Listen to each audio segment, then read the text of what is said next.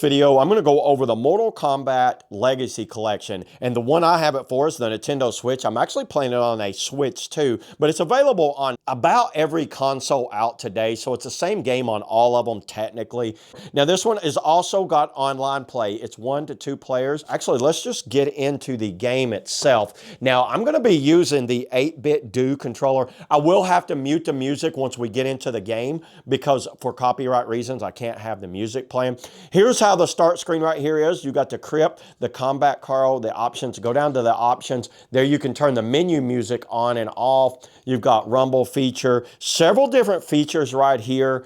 Go into the crypt right here. Now this is where the nostalgia really kicks in. You've got documentaries, you've got the lore of the games, the combatants. So if I want to break down all of the characters, check this out.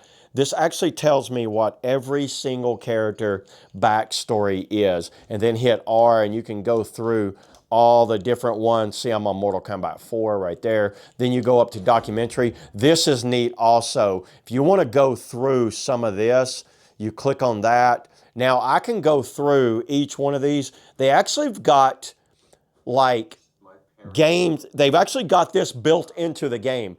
Here's Ed Boon, the creator. He's given some backstory on what his concept and all that was. So if you just, okay, let's just get into the game. So going down, I'm gonna have to mute it now. So if I'm gonna go down, let's hit play, offline, quick match, online arcade, online options. We'll just go offline. Now here's all of them. I'm just gonna go through them real quick and show you everything you get. If you just wanna go through them like this, you can. Here's all of the actual games that's on this one cartridge right here, or one disc, however you did it. So if you want to break it down just by arcade, there's arcade, hit R1, there's all the console ones. Then we've got the handheld ones right there. So let's go console. One of my favorite, Mortal Kombat on the Super Nintendo. I've definitely spent a lot of time playing this one. Everything is true. Everything is perfect on this. If you want to hit the options, hold down the select button. You can see all the different, you've got online, the move list, additional settings. You've got move input, rewind. It's got a rewind feature, and I will show you that. Extra fatality time, definitely need that on. Super damage, 4x4 character.